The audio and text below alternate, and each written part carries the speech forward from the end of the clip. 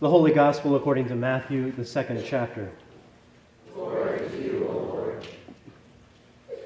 In the time of King Herod, after Jesus was born in Bethlehem of Judea, wise men from the east came to Jerusalem asking, "Where is the child who has been born King of the Jews? For we observed his star at its rising and have come to pay him homage." When King Herod heard this, he was frightened, and all Jerusalem with him. And calling together all the chief priests and scribes of the people, he inquired of them where the Messiah was to be born. And they told him, "In Bethlehem of Judea, for so it has been written by the prophet, 'And you, Bethlehem, in the land of Judah, are by no means least among the rulers of Judah. For from you shall come a ruler who is to shepherd my people Israel.'" Then Herod secretly called for the wise men and learned from them the exact time when the star had appeared. Then he sent them to Bethlehem, saying, "Go and search diligently for the child, and when you have found him, bring me word, so that I may also go and pay him homage." When they had heard the king, they set out, and there ahead of them went the star that they had seen at its rising, until it stopped over the place where the child was. When they saw that the star had stopped, they were overwhelmed with joy. On entering the house, they saw the child with Mary, his mother, and they knelt down and paid him homage. Then, opening their treasure chests, they offered him gifts of gold, frankincense, and myrrh. And having been warned in a dream not to return to Herod, they left for their own country by another road. The Gospel of the Lord. Praise to you, O Christ.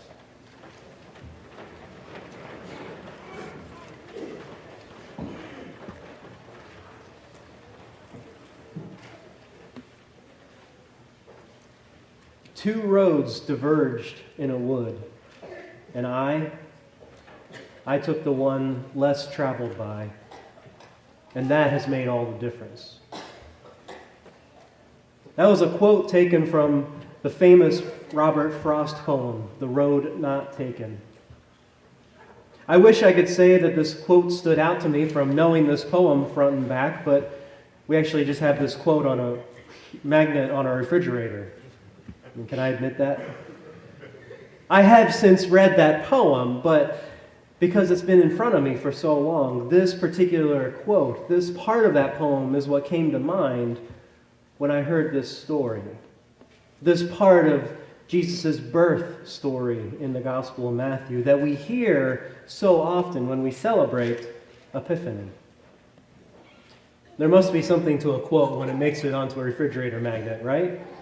Almost up there with getting onto a bumper sticker. It's got to be catchy and thought-provoking, doesn't it?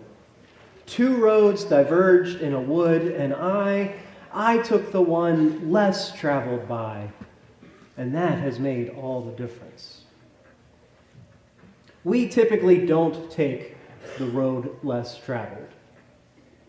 Or I think it's safe to say that the only times we take different routes than normal are those special occasions when we intentionally just go for a drive somewhere that we don't usually go. Or if you've had a little too much fun some evening, you have to take the gravel roads home. Or if your father-in-law just likes to find new and interesting ways to get somewhere. But for the most part, we are creatures of habit.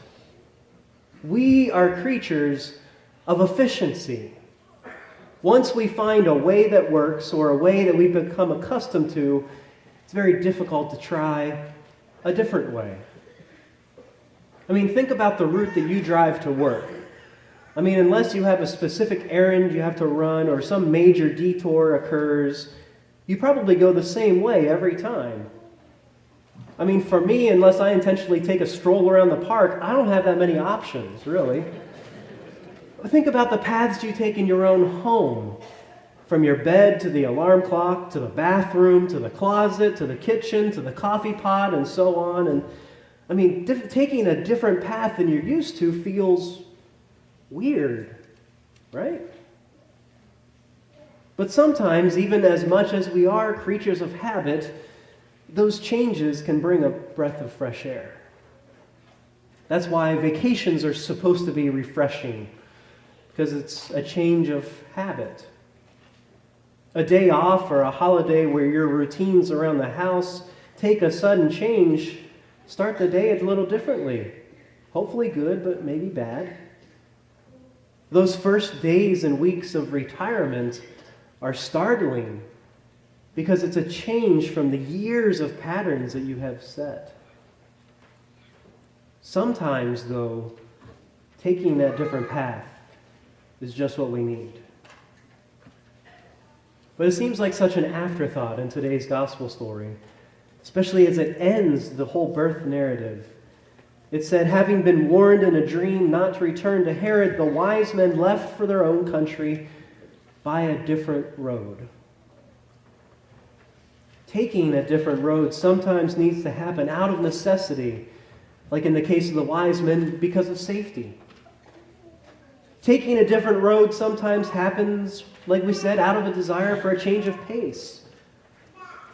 But taking a different road should also happen in those times where we've been changed. When we are changed, we desire something different, but we're also called to something different. We are called to take a different road because of who we are as children of God. I mean, think about it. We've just completed another Christmas. It's hard to believe. After so much time of preparation, all the shopping and cooking and baking and writing cards and decorating and partying and everything else that goes with it, it's done. Christmas has come and gone. Almost as quickly as a pack of dream-filled children can unwrap their pile of presents, which is pretty quick, Christmas is over.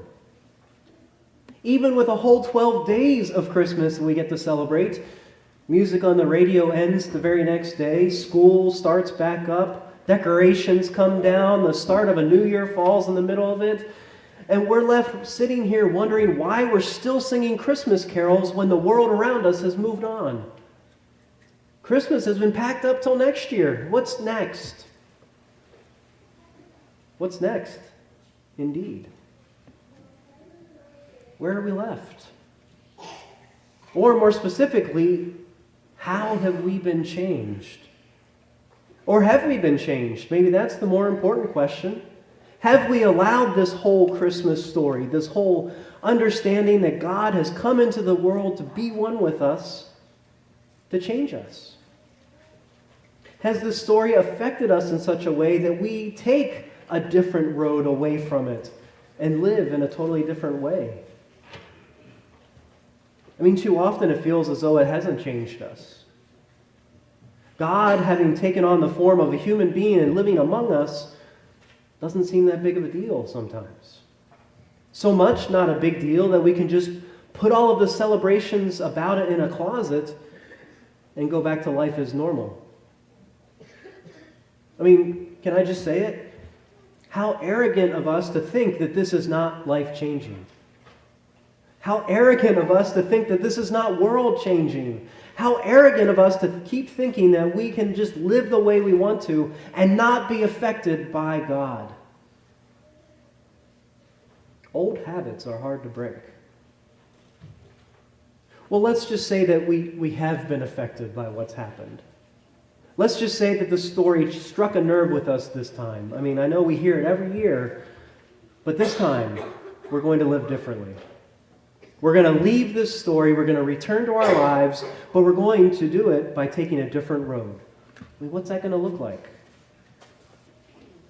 I guess we could take a cue from the wise men and give gifts to Jesus. We could give away some of the things that matter to us, sharing our resources with God. We could give gifts of gold, frankincense, and myrrh, or whatever the modern-day equivalent of those things are. But if that's the only thing we think those wise men did, we miss the part of the story. Because what's the first thing those wise men did when they arrived and found baby Jesus? They knelt down and paid him homage. They literally got down on the ground, something that was specifically reserved for doing in front of royalty, and worshiped him. They humbled themselves in front of this child because they knew who he was. Before they offered any of those gifts out of their treasure chests, the first gift they offered the Christ child was the gift of themselves. Having that whole experience was enough for those wise men to realize that something in this world is not right.